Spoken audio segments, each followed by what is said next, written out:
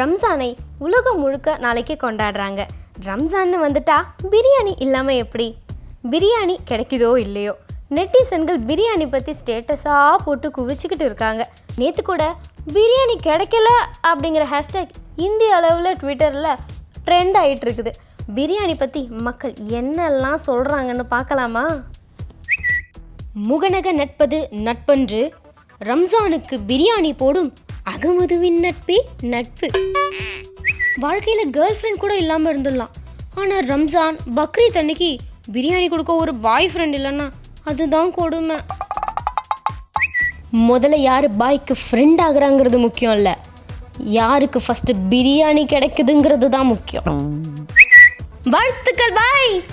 அந்த பிரியாணி கிடைக்குமா? நாளைக்குப்பா. நாளைக்கு. நேற்று முடிஞ்சிருச்சுன்னு சொல்ல மாட்டீங்களே. ரம்ஜான் வாழ்த்துக்கள் சொல்லியாச்சு, பிரியாணி எங்கடா? இப்பொழுது வரை பிரியாணி கிடைக்குமா கிடைக்காதா என்ற குழப்பத்தோடே கழிகிறது என் தினம். மட்டன் பிரியாணி, சிக்கன் பிரியாணி, அட குஸ்கா கூட வேணாம்ப்பா, தக்காளி புளிசோறாவது கொடுங்க, நான் பிரியாணின்னு நினச்சிக்கிறேன். யுவர் ஆனர், குற்றவாளி கூண்டில் இருக்கும் இந்த பாய் ரம்ஜானுக்கு பிரியாணி தர மறுக்கிறார். பழகுன நீங்களே ரம்ஜானுக்கு பிரியாணி தரலனா வேற எவன்டா தருவான்? உங்ககிட்ட பேசினதே ரம்ஜான் பக்ரீத்துக்கு மட்டன் பிரியாணி கொடுப்பேன்னு தாண்டா, இப்போ அது கூட இல்லைன்னு சொல்லிட்டா எப்படிடா? ரம்ஜானுக்கு பிரியாணி தர்றது என்ன பெருமையா? கடமை பாய். பிரியாணி எங்கம்மா தாராங்க, ரம்ஜான் வாழ்த்துக்கள் சொன்னா தேங்க்ஸ்ன்னு சொல்லி முச்சு போடுறாங்க.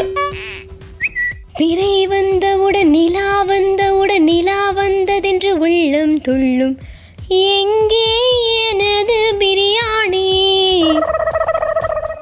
பிரியாணி கொடுங்க பாய் மாரே. என்னடா எவனா பார்த்தாலும் பிரியாணி பிரியாணின்னு கூவிக்கினே இருக்கிறீங்க?